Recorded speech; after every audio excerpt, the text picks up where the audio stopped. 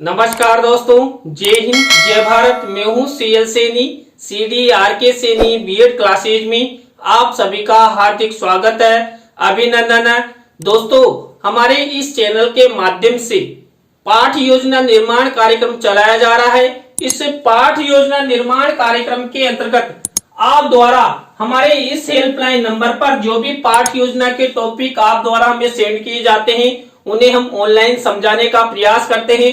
दोस्तों, आज की लाइव क्लास के अंतर्गत हम आपको भूगोल पाठ योजना क्रमांक 20 के अंतर्गत सुनामी इस टॉपिक पर आपको लेसन निर्माण करना बताएंगे कि दोस्तों आप सुनामी पर किस तरह लेसन प्लान बना सकते हैं, किस तरह के प्रस्तावना के प्रश्न आप द्वारा बनाए जाएंगे, किस तरह आप विकासात्मक प्रश्न, किस तरह छात्र अध्यापिका कथन, किस तरह बोध प्रश्न, मूल्यांकन प्रश्न आदि बनाए जाएंगे। तो दोस्तों आप सब बने रहें हमारे साथ, हमारे इस चैनल के साथ।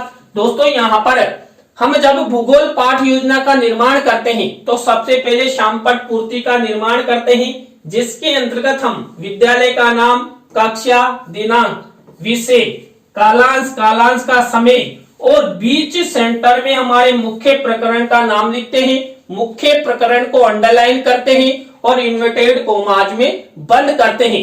दोस्तों, शामपट पूर्ति के बाद हम उद्देश्य, विशिष्टीकरण और अपेक्षित व्यवहारगत परिवर्तन का फॉर्मेट बनाते हैं। दोस्तों, यहाँ पर हम 6 उद्देश्य लेते हैं। पहला उद्देश्य है ज्ञान। अब ज्ञान उद्देश्य से रिलेटेड ही हम क्या करेंगे, 1 से 2 विशिष्टीकरण और 1 से 2 ही अपेक्षित व्यवहारगत परिवर्तन हम अपनी दैनिक पाठ योजना डायरी में बनाते हैं। इसी तरह दोस्तों हम अवबोध उद्देश्य से रिलेटेड 1 से 2 विशिष्टीकरण और 1 से 2 ही अपेक्षित व्यवहारगत परिवर्तन इस फॉर्मेट में बनाते हैं। इसी तरह दोस्तों हम ज्ञानोपयोग उद्देश्य से रिलेटेड 1 से 2 विशिष्टीकरण और 1 से 2 ही अपेक्षित व्यवहारगत परिवर्तन बनाते हैं। दोस्तों, आप यहाँ पर 3-3, 4-4 अपेक्षित व्यवहारगत परिवर्तन भी बनाते हैं। दोस्तों, यहाँ पर आप रॉबर्ट मेगर द्वारा जो अपेक्षित व्यवहारगत परिवर्तन बताए गए हैं, उनके आधार पर भी 3 या 4-4 अपेक्षित व्यवहारगत परिवर्तन बना सकते हैं। दोस्तों, इसी तरह आपको कौशलात्मक उद्देश्य से रिलेटेड 1 से 2 विशिष्टीकरण और 1 से 2 ही अपेक्षित व्यवहारगत परिवर्तन अपनी दैनिक पाठ योजना डायरी में बनाना है। इसी तरह दोस्तों अभिरुचि उद्देश्य से रिलेटेड 1 से 2 विशिष्टीकरण और 1 से 2 ही अपेक्षित व्यवहारगत परिवर्तन बनाना है।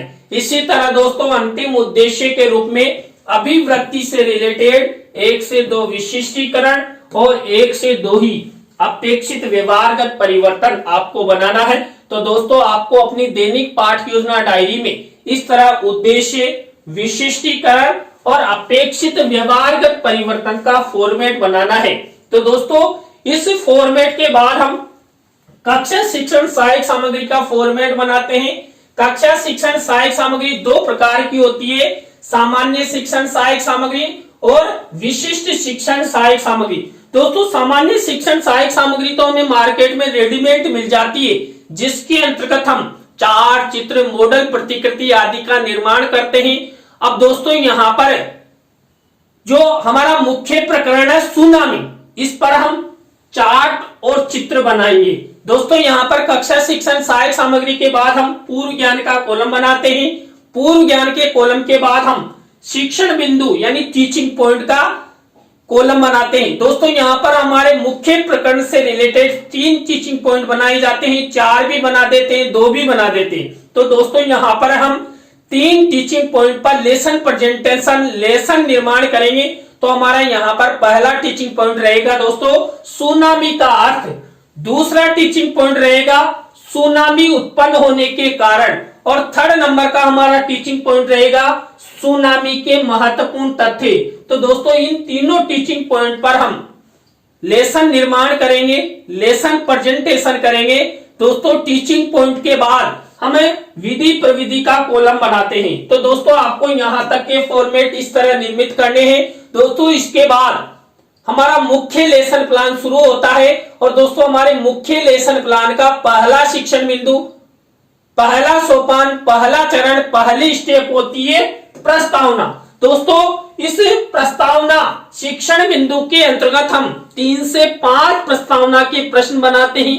प्रश्नों में तारतम्यता होती है, जिग जैग होता है, उत्तरों से ही प्रश्न बनाए जाते हैं।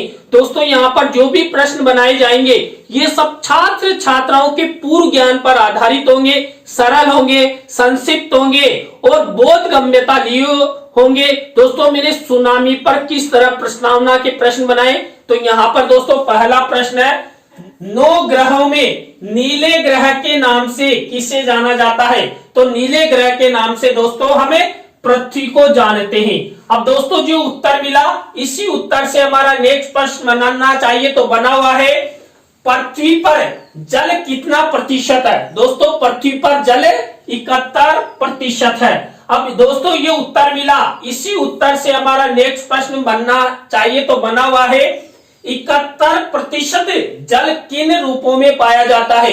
दोस्तों पृथ्वी पर जो 71% जल पाया जाता है ये नदियों, तालाबों, सागरों और महासागरों के रूप में पाया जाता है। दोस्तों इसी उत्तर से हमारा नेक्स्ट प्रश्न बनेगा। तो बना हुआ है, सागरों, महासागरों में जल की उथल पुथल से जलीय तरंगों में क्या होता है। तो जलीय तरंगों से क्या होता है, प्राकृतिक आपदाएं आती हैं, जैसे सुनामी आती है, चक्रवात आदि आते हैं। तो यहाँ पर अब इसी उत्तर से हमारा नेक्स्ट प्रश्न बनेगा। तो बना हुआ है, सुनामी के बारे में आप सब क्या क्या जानते हो। तो दोस्तों इस तरह हम प्रस्तावना के प्रश्न बनाते हैं। प्रस्तावना शिक्षण बिंदु के बाद हम उद्देश्य कथन करते हैं। यहाँ पर उद्देश्य कथन किया गया है, बच्चों आज हम सब सुनामी का अर्थ, सुनामी का कारण और सुनामी के महत्वपूर्ण तथ्यों के बारे में विस्तार पूर्वक अध्ययन करेंगे। तो दोस्तों आप सब बने रहे हमारे साथ, हमारे इस चैनल के साथ। और दोस्तों यदि आप हमारे इस चैनल पर पहली बार आए तो हमारे इस चैनल को सब्सक्राइब करें और पास ही बने बेल आइकन के बटन को जरूर दबाएं। तो दोस्तों आपको इस तरह ये प्रस्तावना के प्रश्न और ये उद्देश्य कथन करना है। दोस्तों इसके बाद हमारी नेक्स्ट स्टेप आती है पाठ प्रस्तुतिकरण की। दोस्तों पाठ प्रस्तुतिकरण के अंतर्गत मैंने आपको जो 3 टीचिंग पॉइंट बताए थे उन पर हम लेसन निर्माण करते हैं। तो दोस्तों पाठ प्रस्तुतिकरण के अंतर्गत हम यहाँ पर पहले टीचिंग पॉइंट के रूप में लेंगे सुनामी का अर्थ। अब दोस्तों यहाँ पर इसी टीचिंग पॉइंट से रिलेटेड विकासात्मक प्रश्न बनाएंगे। तो दोस्तों यहाँ पर देखिए विकासात्मक प्रश्न बनाए गए। तो इस तरह आपको ये विकासात्मक प्रश्न उत्तर बनाने हैं। अब दोस्तों विकासात्मक प्रश्न उत्तरों के बाद हम इसी टीचिंग पॉइंट से रिलेटेड क्या करेंगे, छात्र अध्यापक, छात्र अध्यापिका कथन करेंगे। दोस्तों यहाँ पर सुनामी के अर्थ से रिलेटेड ये छात्र अध्यापक, छात्र अध्यापिका कथन किया गया है। इसमें से मुख्य शब्द, सेंटेंस या परिभाषा जिसको हम श्यामपट्ट की सहायता से समझाना चाहते हैं, ऐसे शब्दों, सेंटेंसों या परिभाषाओं को हम क्या करते हैं, श्यामपट्ट कार्य वाले कॉलम में इस तरह ब्लैक शीट का निर्माण करते हैं और सिल्वर कलर के पेन से लिख देते हैं। अब दोस्तों इसी से रिलेटेड यदि हम चित्र भी दिखाना चाहते हैं तो हम यहाँ पर शिक्षण सहायक सामग्री के कॉलम में इस तरह चित्र मिनीचर के रूप में लगा देते हैं। दोस्तों ये समुद्रों में सुनामी आ रही है, इसका चित्र यहाँ पर लगाया गया है। अब इसी टीचिंग पॉइंट से रिलेटेड हम बोध प्रश्न बनाएंगे। तो यहाँ पर देखिए सुनामी का अर्थ, इसी से रिलेटेड ये बोध प्रश्न उत्तर हमारे द्वारा बनाए गए हैं। अब दोस्तों यहाँ पर हमारा पहला टीचिंग पॉइंट कंप्लीट हो चुका है। यहाँ पर हमने सबसे पहले क्या किया, सबसे पहले विकासात्मक प्रश्न बनाए, छात्र अध्यापक, छात्र अध्यापिका कथन किया और बोध प्रश्न उत्तर बनाए। तो दोस्तों आपको इस तरह पहला टीचिंग पॉइंट निर्मित करना है। अब दोस्तों हमारा दूसरा टीचिंग पॉइंट शुरू होने वाला है। आप सब इंतजार कर रहे हैं तो आपका इंतजार खत्म होता है। दूसरा हमारा टीचिंग पॉइंट है सुनामी उत्पन्न होने के कारण। अब दोस्तों यहाँ पर सुनामी उत्पन्न होने के कारण इसी टीचिंग पॉइंट से रिलेटेड हम ये विकासात्मक प्रश्न उत्तर बनाते हैं। इस तरह आपको ये विकासात्मक प्रश्न उत्तर बनाना है। अब इसी के बाद इसी टीचिंग पॉइंट से रिलेटेड हम छात्र अध्यापक, छात्र अध्यापिका कथन करते हैं।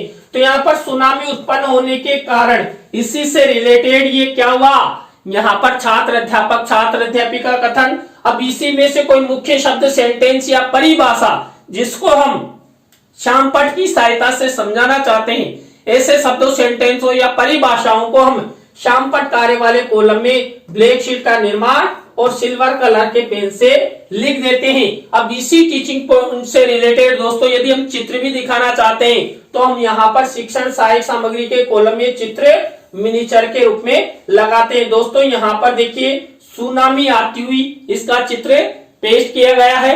अब दोस्तों इसी टीचिंग पॉइंट से रिलेटेड हम क्या करेंगे, बोध प्रश्नोत्तर बनाएंगे। तो दोस्तों यहाँ पर सुनामी उत्पन्न होने के कारण इसी से रिलेटेड हमने यहाँ पर ये बोध प्रश्नोत्तर हमारे द्वारा बनाए गए हैं।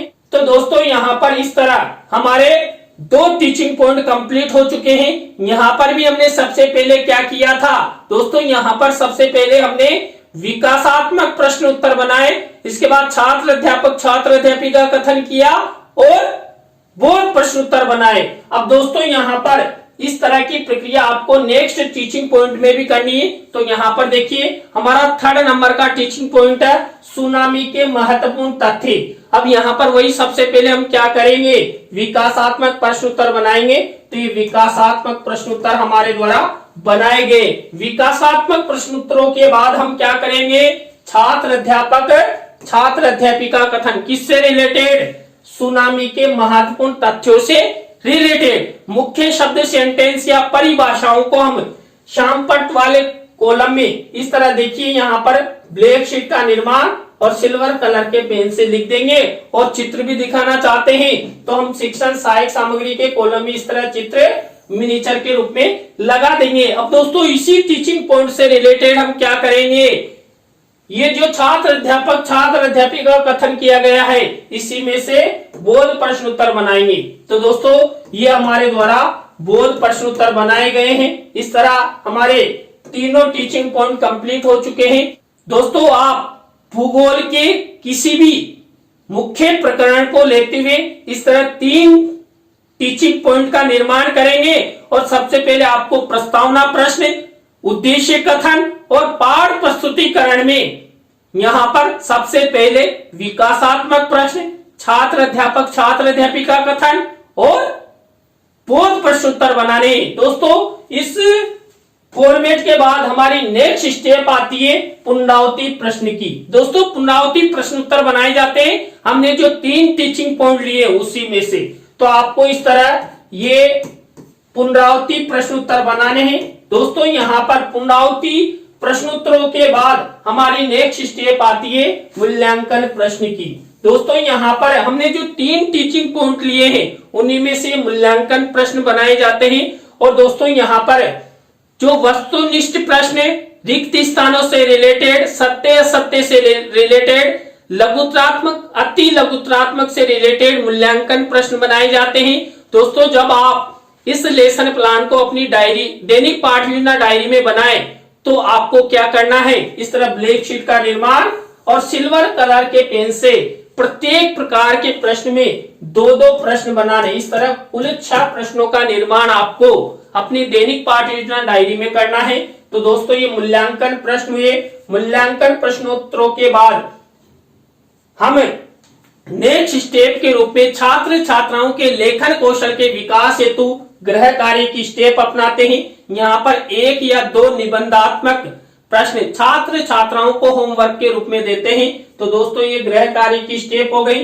तो दोस्तों आज की लाइव क्लास के अंतर्गत हमने भूगोल पाठ योजना क्रमांक 19 के अंतर्गत सुनामी इस मुख्य प्रकरण पर आपको 3 टीचिंग पॉइंट लेते हुए लेसन प्रेजेंटेशन लेसन निर्माण करना बताया। दोस्तों आज की लाइव क्लास आपको कैसी लगी कमेंट्स में हमें जरूर बताएं। अच्छी लगी हो तो लाइक करें, कमेंट्स करें और शेयर जरूर करें। दोस्तों आप सब इसी तरह हमारे चैनल का सपोर्ट बनाए रखें। और दोस्तों आप भी चाहते हैं कि सैनी सर द्वारा हमारे लेसन निर्माण निर्मित किए जाए तो दोस्तों आप हमारे इस हेल्पलाइन नंबर पर हमसे जरूर कांटेक्ट करें। हम आपसे बातचीत करेंगे और आपके जो भी पाठ योजना के टॉपिक है उन्हें हम ऑनलाइन समझाने का प्रयास करेंगे। तो दोस्तों आज की लाइव क्लास में बस इतना ही। न्यू लाइव क्लास के साथ हम आपसे फिर मिलेंगे CDRK सैनी बीएड क्लासेज में। जय हिंद, जय भारत, राम राम साहब।